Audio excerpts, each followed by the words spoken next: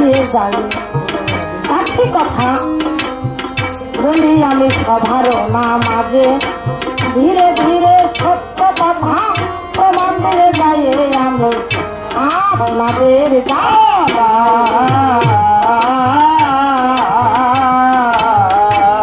কারণ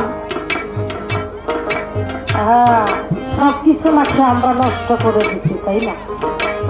কয়েক দিনে বুঝলাম এই সারাম যাবি নষ্টের মতো। বাবা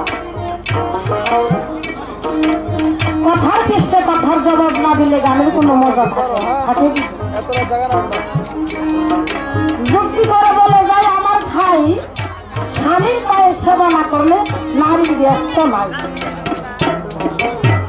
এই তোমার কোন বাবার বাবাই করছে গো, অর্থাৎ তোমার কোন দাদাই করছে কথা বলবে? স্বামীর অর্থ বুঝো, স্বামী কাকে বলে? এই স্বামী শব্দের অর্থ হলো আশ্রয়দাতা, স্ত্রী শব্দের অর্থ হলো আশ্রিতা। অর্থ বুঝতে হবে, আশ্রয়দাতা আর আশ্রিতা। দাদা আমি রোজ না সরকার এখন আমাকে সভাপতি তো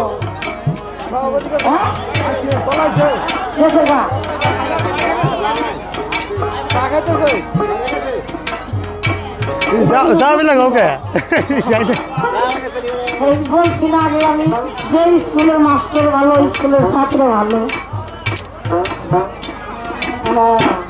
তো দেখো বাবা স্বামীর শব্দের অর্থ আশ্রয়দাতা, অর্থাৎ যে আমাকে সম্মানীয় সবার সভাপতি, ওনার বাড়িতে আমি যদি যাই আমি ওনার সেবা করলাম না, উনি আমার সেবা করবেন বলেন? হ্যাঁ হ্যাঁ, জ্ঞানী লোকের জ্ঞানী কথা। কারণ আমি হইলাম তার অতিথি, তাই না? আমি হইলাম অতিথি, আমি তার বাসায় গেছি, আমার ভালোবাসা দিলে আমি থাকবো, না দিলে খুব করে বদনাম বদনাম কই যাই বলবো, যে বাড়ির মানুষ শুনে গেল। হ্যাঁ আদমের ঘরের আদম, তুমি হলো আশ্রয় দাতা, তুমি আমার আশ্রয় দিচ্ছ, আমি আশ্রিতা, তোমার বাসায় আশ্রয় নিচ্ছি, আমি কে তোমার সেবা করবো? হ্যাঁ, এটা কোন হাদিসে রয়েছে?